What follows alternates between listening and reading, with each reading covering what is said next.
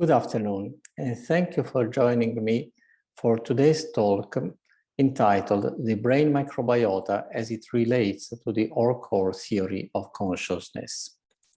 Before I start, I wish to thank Mrs. Behar Montefiore, Professor Hameroff, and the organizers of TSC 2022 for this great opportunity.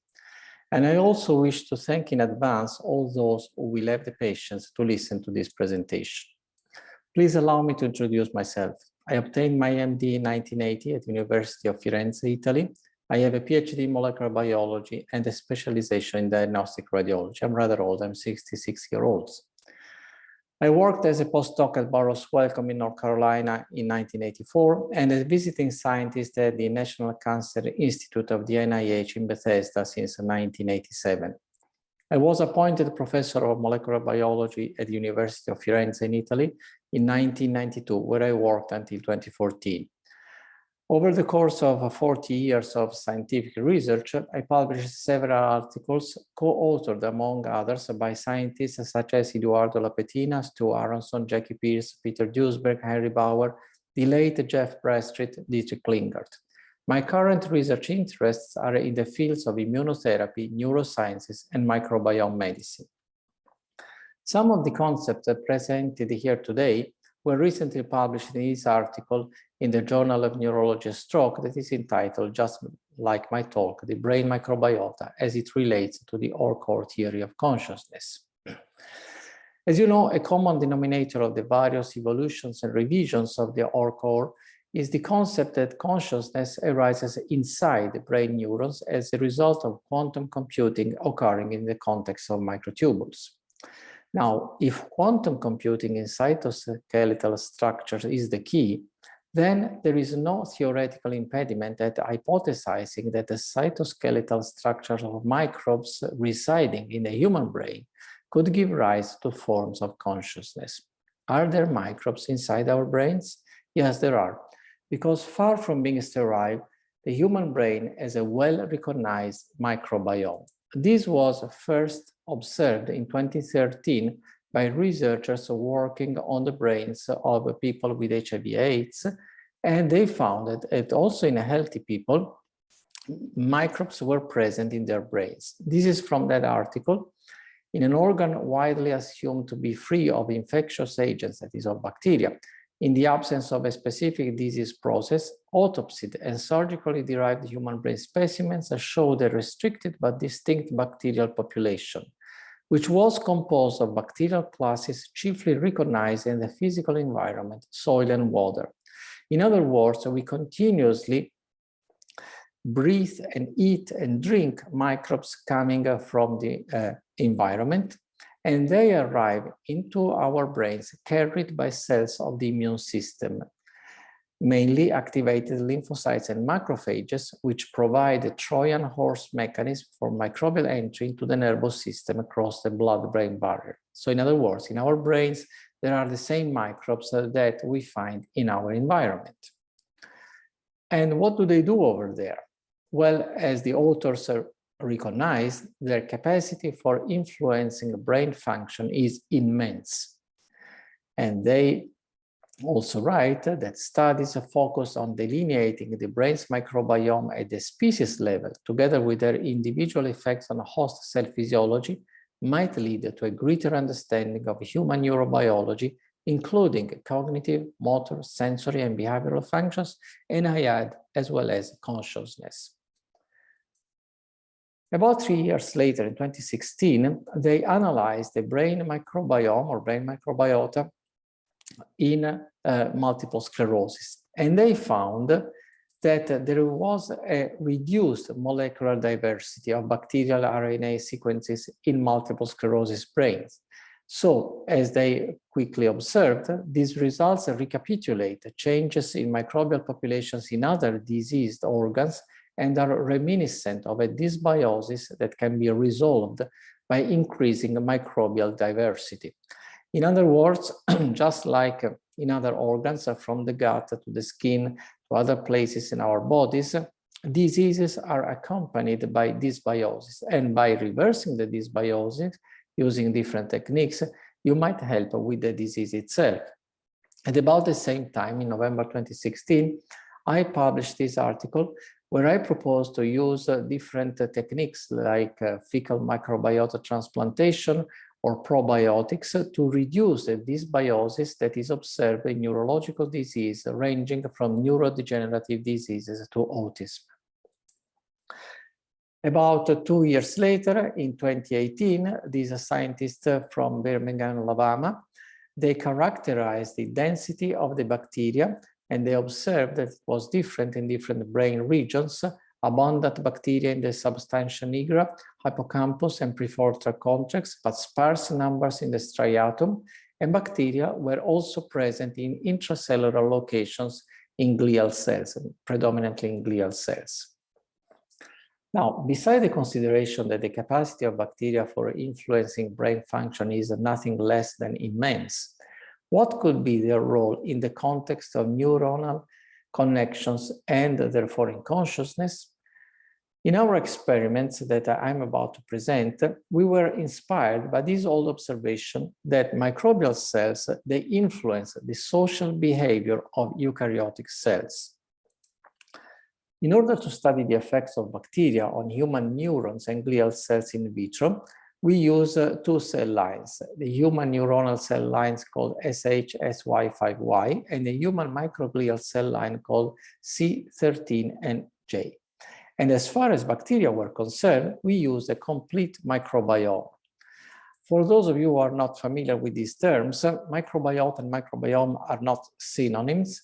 Microbiota indicates the microbes, bacteria, eukaryotes, but the microbiome is an entire ecosystem comprising the microbes and their theater of activity. That is the microbial structural elements, protein, peptides, polysaccharides, plasmids, phages, and also the environmental conditions, as well as the microbial metabolites, signal molecules, organic and inorganic molecules that are produced by the microbe. So we used an entire microbiome rather than a few selected species. And the characterization of this microbiome has been published in 2 articles where we describe the phage composition as well as the plasmid composition of this microbiome that we used. These are the human neurons as they appear on a petri dish. Left undisturbed, they do very little. They emit these elongations that resemble neurites or dendrites, but they don't do much. Then we did something that is anathema for all cell biologists. That is, we purposely contaminated the petri dishes with this microbiome product of ours, containing the microbes, the plasmids, the phages, and all their molecules. And this is what we observe. Now, these are tiny dots that you can see all over the petri dish are the microbes themselves. And the neurons, they do not die, but actually they change their morphology, they change their social behavior, they form all these type of circuits that resemble the circuits that are normally present in our brains. This is another image. So you see the tiny dots that are the bacteria, and you see the change in the social behavior of the neurons in a petri dish. Now, next step was to identify which molecule could be responsible for this phenomenon. And actually, there are many molecules that are candidates because when we talk about microbial metabolites, if we take, for example, a common kefir preparation using bovine milk as a medium, as a substrate, these researchers, they found nothing less than 236 novel unique peptides that essentially they come from microbial metabolism or caseins. So we chose to study one particular protein that is called vitamin D binding protein derived macrophage activating factor, or GcMAF, GC protein derived macrophage activating factor.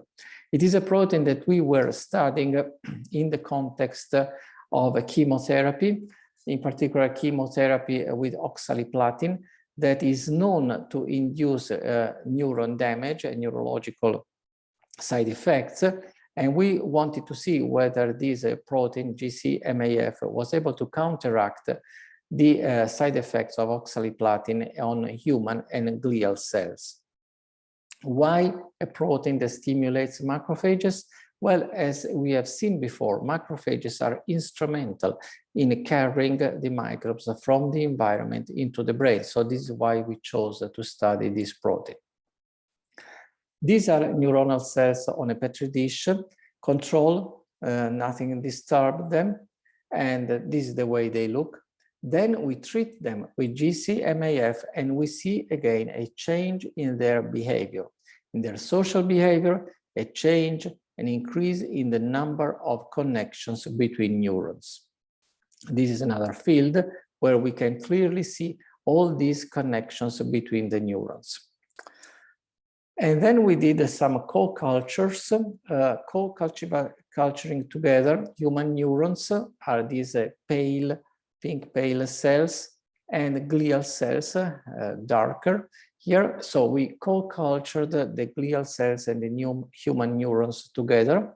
Again, this is a control, they don't do much.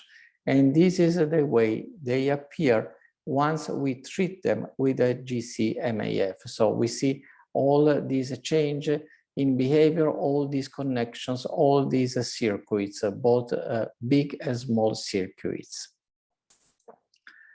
Now, since we are at a conference on consciousness, we are aware that we have a conscious or unconscious bias.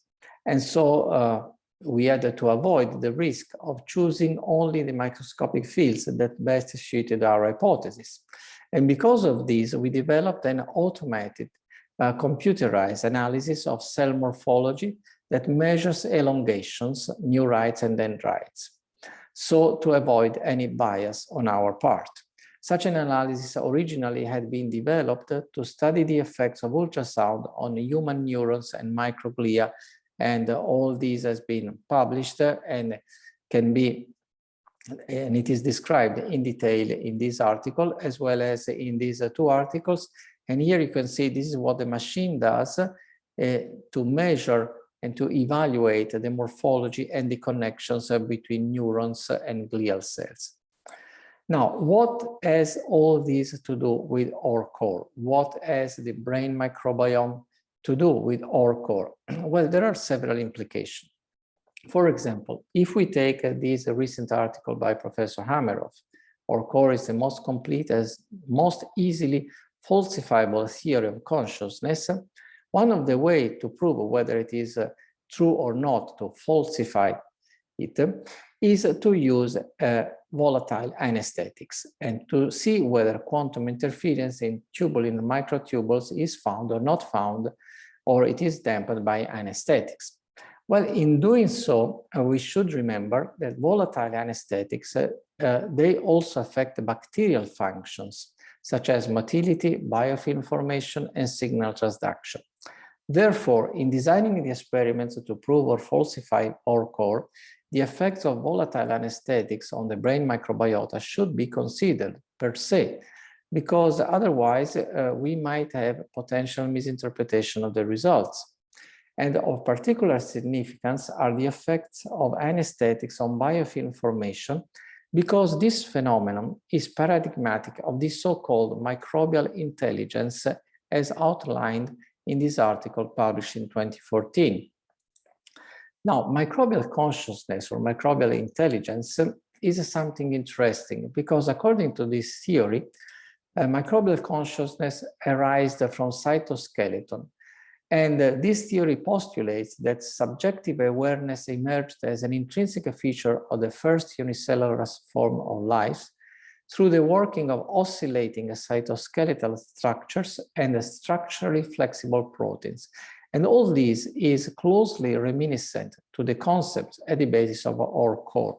And this is where these concepts are published.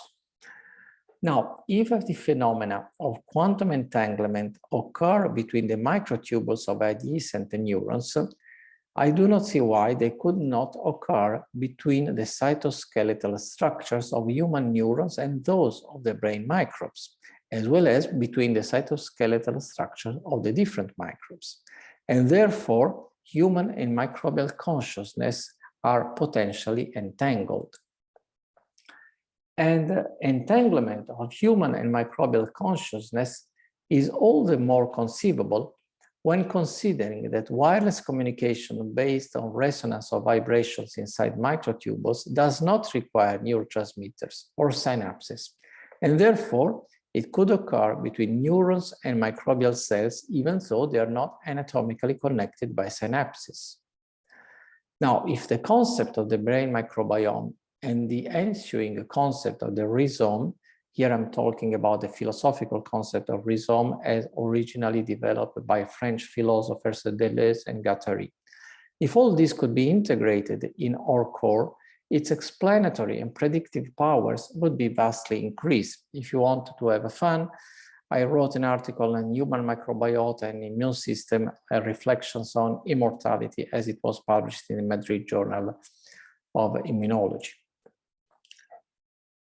For example, the issue of permanence of consciousness independently of neurons would be further supported by the consideration that the microbiome survives the human body. When we are dead, our microbes are still alive and well. And if the Orch OR phenomena occurring inside the microtubules of human neurons are entangled indeed and shared with those of the microbiome, that, let's not forget, is an organ that has many more cells and many, many more genes than its human counterpart in our bodies. How many more genes? Well, as you know, we are made of 22,000 genes, but the human microbiome, according to recent estimates, is made of 232 million genes, or maybe a number of genes comparable to the number of atoms in the universe, and this comes from the Harvard Medical School. Now, if the Orch OR phenomena are shared with those of the microbiome, then the survival of consciousness is a topic pertaining to microbiology as much as to philosophy.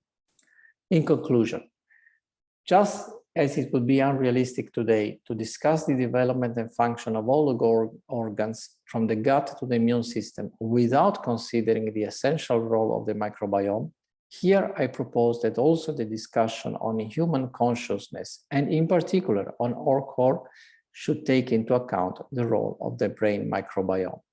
I thank you so much for your attention. Thank you.